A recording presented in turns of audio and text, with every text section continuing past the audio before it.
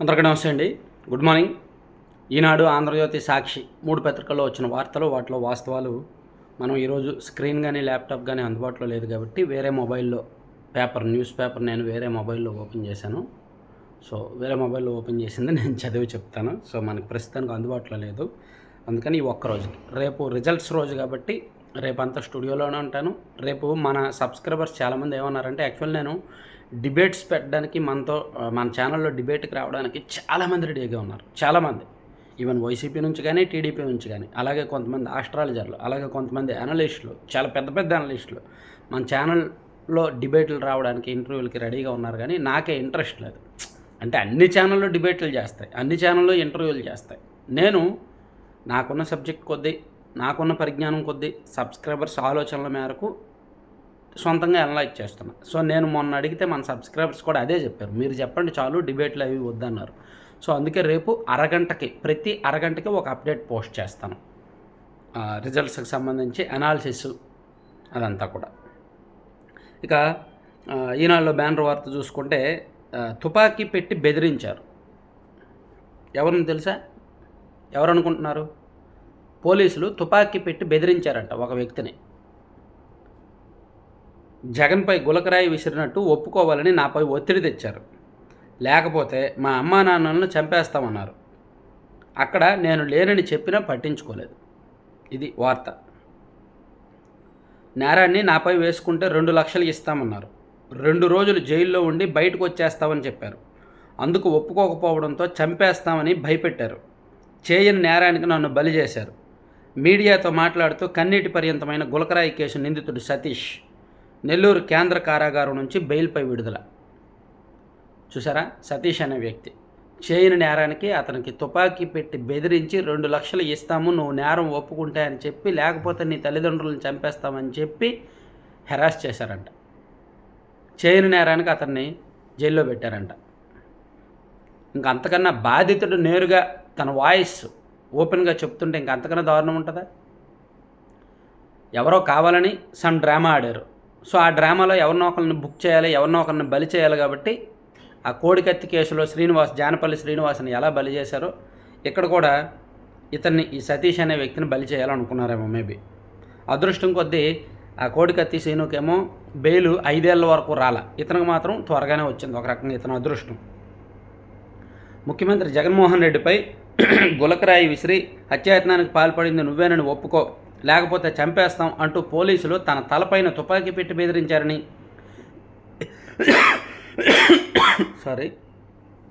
ఈ కేసులో నిందితుడు వేముల సతీష్ కన్నీటి పర్యంతమయ్యారు. అసలు ఆ ఘటనా స్థలంలో తాను లేనని ఎంత చెప్పినా పట్టించుకోలేదని వాపోయారు. నేరం చేసినట్టు అంగీకరించకపోతే మీ అమ్మా నాన్నలను చంపేస్తామని హెచ్చరించారని ఆందోళన వ్యక్తం చేశారు. ఈ కేసులో నెల 15 రోజులుగా నెల్లూరు కేంద్ర కారాగారంలో జ్యుడిషియల్ రిమాండ్లో ఉన్న సతీష్ కుమార్ బెయిల్పై ఆదివారం విడుదలయ్యారు. సతీష్ తల్లిదండ్రులు వేముల దుర్గారావు, రమణ, వారి తరపు న్యాయవాది అబ్దుల్ సలీం నెల్లూరు కేంద్ర కారాగారం వద్దకు వచ్చి అతన్ని విజయవాడలోని ఇంటికి తీసుకువెళ్లారు. చాలా దారుణం అండి. చిన్న పిల్లోడండి, మైనార్టీ పిల్లోడు. అతనేమో అలా బలి చేశారనమాట. గులకరాయి పెట్టి సీఎం గారిని కొట్టేంత ధైర్యం ఉంటుందా? ఏమండి, సీఎం గారిని రాయితో కొట్టేంత ధైర్యం ఈ రోజుల్లో ఎవరికి ఉంటుందండి? ఒకసారి ఆలోచించండి. బేసిక్ కామన్ సెన్స్తో ఆలోచించండి. అందులోకి ఆ కుర్రాన్ని చూసి చాలా చిన్నపిల్లాడుగా ఉన్నాడు. అది సో మనం ఎటువంటి రాష్ట్రంలో, ఎటువంటి రియాలిటీ షోలో, ఎటువంటి ఫేక్లో ఉన్నామో చూడండి. సో రేపటి నుంచి అయినా మారుతుందని ఆశిద్దాం. పూర్తి స్థాయి ఫలితాలు వచ్చే వరకు అప్రమత్తంగా ఉండండి. డిక్లరేషన్ ఫామ్ తీసుకున్నాక కౌంటింగ్ గది నుంచి బయటకు రండి. అనుమానాలుంటే రీకౌంటింగ్ను కోరండి. వైకాపా వారు అక్రమాలకు, దాడులకు పాల్పడవచ్చు. ఎన్డీఏ నేతలు అభ్యర్థులతో జూన్ సమావేశంలో చంద్రబాబు దిశానిర్దేశం. ఎగ్జిట్ పోల్స్ అన్నీ ఎన్డీఏ వైపే ఉన్నాయి, గెలుపు మనదేనని ధీమా. పూర్తి స్థాయి ఫలితాలు వచ్చే వరకు అశ్రద్ధ వద్దని, కౌంటింగ్ పూర్తయ్యే వరకు కేంద్రంలోనే ఉండి ఆర్ఓ నుంచి డిక్లరేషన్ ఫామ్ తీసుకున్నాక బయటకు రావాలని ఎన్డీఏ అభ్యర్థులకు తెదేపాదిన చంద్రబాబు సూచించారు. సో చంద్రబాబు గారు నిన్న అభ్యర్థులందరితో కూడా జూమ్ కాన్ఫరెన్స్ పెట్టి ప్రతి ఒక్కరికి కొన్ని కీలకమైన సూచనలు చేశారు. సో వైఎస్ఆర్ కాంగ్రెస్ పార్టీ దేనికైనా తెగించే అవకాశం ఉంది, సో అందరూ కూడా అప్రమత్తంగా ఉండండి అని చెప్పి ఆయన కొన్ని సూచనలు చేశారు. అదొకటి రాశారు. తర్వాత అరుణాచల్లో మళ్ళీ కమల వికాసం. మొత్తం 60 అసెంబ్లీ స్థానాలకు గాను అరుణాచల్ ప్రదేశ్లో 46 బీజేపీ గెలిచేసింది. సిక్కింలో 31 సీట్లతో ఎస్కేఎం అఖండ విజయం. సో ఇది మనం చూడొచ్చు. సో అరుణాచల్ ప్రదేశ్లో మొత్తం 60 సీట్లు ఉంటే బీజేపీకి 46 సీట్లు వచ్చాయి. ఆ 46 సీట్లతో పాటు 54.57% ఓట్లు వచ్చాయి. అలాగే సిక్కింలో మొత్తం 32 స్థానాలు ఉంటే ఎస్కేఎంకి 31 స్థానాలు వచ్చాయండి. 31 స్థానాలు ఒకే పార్టీకి వచ్చాయి 32కి గాను. ఇక కూటమి ఖాయం ఆంధ్ర అసెంబ్లీపై సాక్షిలో రాశారులే అది చదవబోయి. కూటమి ఖాయం ఆంధ్ర అసెంబ్లీపై India Today Axis My India exit poll. ఎన్డీఏకు 98 నుంచి 120 సీట్లు, వైకాపాకు 55 నుంచి 77 సీట్లు. యువత, విద్యావంతులు, పట్టణ వాసుల్లో అధికంగా కూటమి వైపే. సో మొదటి నుంచి మనం అనుకుంటుంది రూరల్ ఓట్లు, మహిళల ఓట్లు వైసీపీకి పడతాయి. యువత ఓట్లు, నిరుద్యోగుల ఓట్లు, ఉద్యోగుల ఓట్లు, విద్యావంతుల ఓట్లు, పట్టణ ఏరియాల ఓట్లు, ట్యాక్స్ పేయర్స్, ఈ ఓట్లన్నీ కూడా కూటమి వైపు పడతాయని మొదటి నుంచి అనుకున్నదే. కాకపోతే ఎవరు ఎంత కసిగా వేశారో, ఎవరు ఎంత నెగిటివ్గా వేశారో అనే దాని మీద డిపెండ్ అయి ఉంటుంది. నిన్న India today my axis survey వాళ్ళు చాలా క్లియర్గా వాళ్ళ ఛానల్లో కూడా అనలైజ్ చేశారు. తెలుగుదేశం పార్టీకి సింగిల్గా 78 నుంచి 96 నియోజకవర్గాలు వచ్చే అవకాశం ఉందని, జనసేన పార్టీకి సింగిల్గా 16 నుంచి 18 సీట్లు వచ్చే అవకాశం ఉందని, బీజేపీకి 4 నుంచి 6 నియోజకవర్గాలు గెలుచుకునే అవకాశం ఉందని, వైసీపీ 55 నుంచి 77 గెలుచుకునే అవకాశం ఉందని, కాంగ్రెస్ 0 నుంచి 2 సీట్లు గెలుచుకునే అవకాశం ఉందని ఇండియా టుడే మై యాక్సిస్ వాళ్ళు అంచనా వేశారనమాట. సో అది కూడా ఈనాడులో రాశారు. సో అది ఈనాడు మొదటి పేజీ వార్తలు. ఇక లోపల పేజీలకు వెళ్తే రోడ్లు బాగుపడాలంటే 43,000 కోట్లు కావాలి. గత 5 ఏళ్ళు జగన్ ప్రభుత్వం నిర్లక్ష్యమే కారణం. కొత్త ప్రభుత్వం పైన ఈ భారం అంతా. వెంటనే బాగు చేయాల్సిన రోడ్లు 25,413 కిలోమీటర్లు.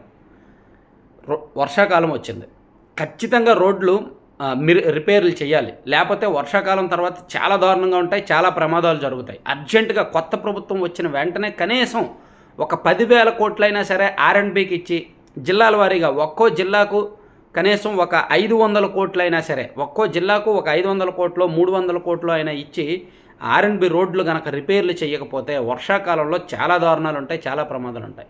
కొన్ని రిపేర్లు చేయాలి, కొన్నేమో ఒక లేయర్ నిర్మించాలన్నమాట. సో కొత్త ప్రభుత్వం వచ్చిన తర్వాత ఇది భారమే. ప్రతి సంవత్సరం ఏం చేస్తారంటే వర్షాకాలానికి ముందు అంటే ఏప్రిల్, మే నెలల్లో రోడ్లు వర్క్స్ జరుగుతూ ఉంటాయి.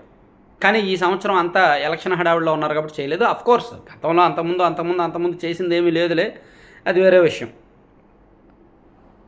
సో అది రాసుకొచ్చారు. తర్వాత పాలిటెక్నిక్ పట్టణ ప్రభుత్వం, టెక్నిక్ పట్టణ ప్రభుత్వం అనేది ఒకటి ఇచ్చారు. తర్వాత వైకాపాకు వంతపాడిన గుడిపాల ఎస్ఐపై వేటు.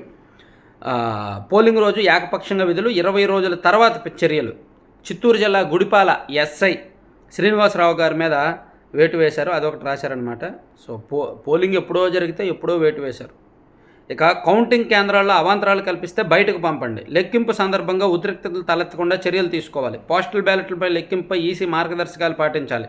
రాష్ట్ర ప్రధాన ఎన్నికల అధికారి ముఖేష్ కుమార్ మీనా స్పష్టీకరణ. ముఖేష్ కుమార్ మీనా గారు చాలా స్పష్టంగా చెప్పారు, కౌంటింగ్ కేంద్రాల్లో ఏమాత్రం ఓవర్ చేసినా, ఏమాత్రం గొడవకు ప్రయత్నించినా వెంటనే బయటకు పంపించేయండి లేదా అరెస్ట్ చేపించేయండి. ఉద్రిక్తతలు తలెత్తకుండా ముందే జాగ్రత్తగా చర్యలు తీసుకోండి అని చెప్పారనమాట. చాలా సీరియస్గా ఉంది. ఈసీ మాత్రం చాలా సీరియస్గా ఉంది. అలాగే పోలీసు బందోబస్తు కూడా గట్టిగా ఉంచారు. పర్టికులర్గా కొన్ని నియోజకవర్గాల్లో కొన్ని కౌంటింగ్ కేంద్రాల దగ్గర మాత్రం అదనపు భద్రత కూడా పెట్టారనమాట. ఇక కొవ్వూరు డీఎస్పీపై చర్యలు. డీజీపీ కార్యాలయంలో రిపోర్ట్ చేయాలని ఆదేశం. తూర్పుగోదావరి జిల్లా కొవ్వూరు డీఎస్పీ కేసీహెచ్ రామారావును విధుల నుంచి తప్పించి డీజీపీ కార్యాలయంలో రిపోర్ట్ చేయాలని ప్రభుత్వం ఆదివారం ఆదేశించిందంట. అదొకటి ఇచ్చారు. తర్వాత సో ఇవన్నీ ఈనాడులో అంశాలన్నమాట. ఇక తర్వాత చూసుకుంటే పాపం అధికారులది, భారం ప్రజలది. 1000 కోట్ల భారం వేసి 200 కోట్ల ఉపశమనం. అధిక ధరకు విద్యుత్ కొనుగోళ్ల ఫలితం. స్వల్పకాలిక విద్యుత్ ఒప్పందాల రద్దు. విద్యుత్ ఏమో ఎక్కువ ధరకు కొనేస్తున్నారు. విద్యుత్ మన దగ్గర కొరత ఉన్నప్పుడు, మనకు డిమాండ్ ఎక్కువ ఉన్నప్పుడు ఎక్కువ రేట్లు పెట్టి కొనేస్తున్నారు. ఎక్కువ రేట్లు పెట్టి కొన్నప్పుడు ఆటోమేటిక్గా డిస్కౌంట్లు నష్టాల్లోకి వెళ్ళిపోతాయి కదా. ఆ నష్టాలను ప్రజల నుంచే భర్తీ చేస్తున్నారు. సో మనకి ఈ నెల ఆల్రెడీ కరెంట్ బిల్లు ఎక్కువ వచ్చింది. కదా, మే నెలలో ఎక్కువ వచ్చింది. ఇప్పుడు జూన్లో కూడా ఇంకో 2-3 రోజుల్లో రాబోతున్న బిల్లు కూడా ఎక్కువే ఉంటుంది, భారీగానే ఉంటుంది. ఇక తాడిపత్రి అల్లర్ల కేసులో తెదేపా నాయకుడు అరెస్టు, తర్వాత నెలకు 2,400 కోట్లు వడ్డీ చెల్లింపు, ఆదాయం 8,500 కోట్లు, అప్పు 6,000 కోట్లు, 3 తరాలు చెల్లించినా ఈ రుణభారం తీరేలా లేదు. తెదేపా అధికార ప్రతినిధి నేలాయపాలెం విజయ్ కుమార్ ధ్వజం. రాష్ట్ర ఆదాయం నెలకు 8,500 కోట్లు ఉంటే ఆర్బీఐ నుంచి కార్పొరేషన్ల ద్వారా అనధికారికంగా వైకాపా ప్రభుత్వం 6,000 కోట్లు అప్పులు చేస్తోందని, ప్రతి నెల 2,400 కోట్లు వడ్డీ కొడుతుందని నేలాయపాలెం విజయ్ కుమార్ గారు చెప్పారండి. ఒకటి మాత్రం మనం ఊహించవచ్చు, అంటే ఒకవేళ టీడీపీ గవర్నమెంట్ వస్తే వైసీపీ ప్రతిపక్షంలో ఉంటే, ఈవెన్ వైసీపీ ప్రతిపక్షంగా ఉన్నా తట్టుకోవడం కష్టమే. చూడండి, 2018, 2019లో కమ్మ సామాజిక వర్గానికి చెందిన వారికి డిఎస్పీలుగా ప్రమోషన్స్ ఇచ్చారని, పింక్ డైమండ్ చంద్రబాబు గారు దాచారని ఎన్ని ఫేక్ ప్రచారాలు సృష్టించారు. అటువంటి ఎన్నో పుట్టుకొస్తాయి మళ్ళీ. అమరావతి ఏమో కమరావతి, ఓన్లీ కమ్మోళ్ళే అమరావతిలో ఉన్నారని ఎన్నో పుట్టించారు. సరే, అన్నీ మాట్లాడదాం. నేనైతే ఒక ఆలోచనతో ఉన్నా. నెక్స్ట్ గవర్నమెంట్ మారిన తర్వాత నేను ప్రతి నియోజకవర్గానికి ఒక పొలిటికల్ ఫ్యాక్ట్ ఫైండింగ్ కోసం ఒక టీంని తీసుకుంటా. అది చాలా స్ట్రాంగ్ టీము, అన్ని పార్టీలతో సమన్వయం చేసుకునేలా ఉంటుంది. నాకు కొన్ని పెద్ద పెద్ద ఆలోచనలే ఉన్నాయి, పెద్ద పెద్ద ప్రాజెక్టులే ఉన్నాయి. సో చెప్తాను, కొంచెం రిజల్ట్స్ వచ్చాక ఒక 2-3 రోజులు అందరూ రిలీఫ్ అయ్యాక చెప్తా. ఇక లెక్క ఏదైనా ఫ్యాన్ పక్క. ఇక సాక్షిలోకి వచ్చానమాట. సాక్షిలో బ్యానర్ వార్త ఏంటంటే, లెక్క ఏదైనా ఫ్యాన్ పక్క, అసెంబ్లీ ఎన్నికలపై మెజారిటీ, జాతీయ రాష్ట్ర మీడియా సంస్థల ఎగ్జిట్ పోల్స్ స్పష్టీకరణ. ఏమండి, దగ్గర 52 సంస్థలు ఎగ్జిట్ పోల్స్ రిలీజ్ చేస్తే అందులో 40 సంస్థలు టీడీపీ కూటమి అధికారంలోకి వస్తుందని ఇచ్చారు. 12 సంస్థలు మాత్రమే వైసీపీ అధికారంలోకి వస్తుందని ఇచ్చారు. వీళ్ళేమో మెజారిటీ సంస్థలు వైసీపీకి ఇచ్చినట్టు చెప్పారు. మెజారిటీ అంటే ఎవరు? ఈ టైమ్స్ నౌ. పాపం టైమ్స్ నౌ వాళ్ళు వైసీపీకి వెన్నుపోటు పొడిచారేమో అనుకున్నా.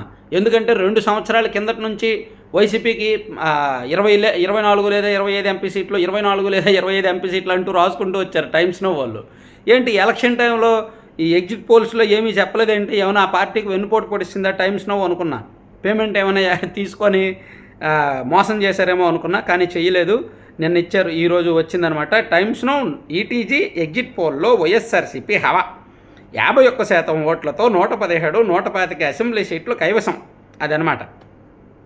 సో న్యాయం చేశారు, టైమ్స్ నౌ వాళ్ళు న్యాయం చేశారు. రేపు రిజల్ట్స్ వచ్చాక కూడా సాక్షిలో ఎలా రాస్తారో టైమ్స్ నౌలోనూ అలాగే రాస్తారు. త్రుటిలో అధికారం కోల్పోయిన వైకాపా, 2వ స్థానంతో సరిపెట్టుకున్న భారీగా ఓట్లు వేసిన ప్రజలు, 43% ఓటింగ్తో 2వ స్థానంలో వైసీపీ. అలా సాక్షిలో రాసినట్టే టైమ్స్ నౌలో కూడా రాస్తారేమో, ఎందుకంటే ఇది మరో సాక్షిలో ఉంది కాబట్టి. ఇంకా ఏమున్నాయి సాక్షి ఫస్ట్ పేజీలో? రామ్మా, ఫస్ట్ పేజీ ఓపెన్ అవ్వమ్మా.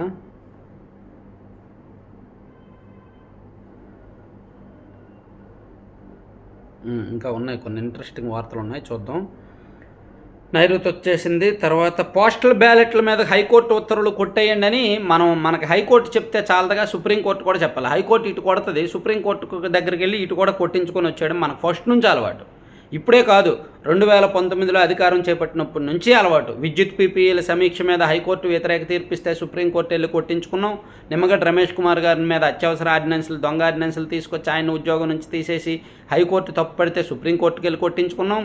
మన ప్రభుత్వ కార్యాలయాలకు వైసీపీ రంగులేసి హైకోర్టు తప్పు పడితే సుప్రీంకోర్టుకి వెళ్ళి కొట్టించుకున్నాం. మనకు అలవాటు అయిపోయింది. సో ఇప్పుడు చివరిలో క్లైమాక్స్ దెబ్బ కూడా సుప్రీంకోర్టుతో కొట్టించుకోవాలని ఈ విషయంలో సుప్రీంకోర్టుకు వెళ్ళారంట. అదొకటి చూడొచ్చు. అలాగే 92% మందికి ఇన్పుట్ సబ్సిడీ, రైతన్నల ఖాతాల్లో కరువు సాయం, మిచాంగ్ పరిహారం వచ్చింది. సో మిచాంగ్ పరిహారము 92% మందికి ఇన్పుట్ సబ్సిడీ అది ఇచ్చారంట, అదొకటి రాసుకొచ్చారనమాట. అలాగే ఏజెంట్లే కీలకం, ఉదయం 6 గంటలకే కౌంటింగ్ కేంద్రాలకు వెళ్ళాలి, ప్రభుత్వ గుర్తింపు కార్డు, ఏజెంట్ నియామక పత్రం ఉండాలి, ఫారం 17C తప్పనిసరిగా తీసుకువెళ్ళాలి, ఇదంతా రాసుకొచ్చారనమాట. ఇది సాక్షిలో అంశాలు. ఇక ఆంధ్రజ్యోతి చూసుకుంటే, కూటమిదే పీఠం 98 నుంచి 120 వచ్చే అవకాశం ఇండియా టుడే ఇచ్చారు. సో ఇంకా దీనిలో ఇంకా వేరే వార్తలు ఆంధ్రజ్యోతిలో ప్రత్యేకంగా ఏమీ లేవు, అంతే. అన్నీ ఇవేనమాట. సో ఇంకా డీటెయిల్డ్గా మరిన్ని అంశాలు నేను మళ్ళీ చేస్తాను. Thank you.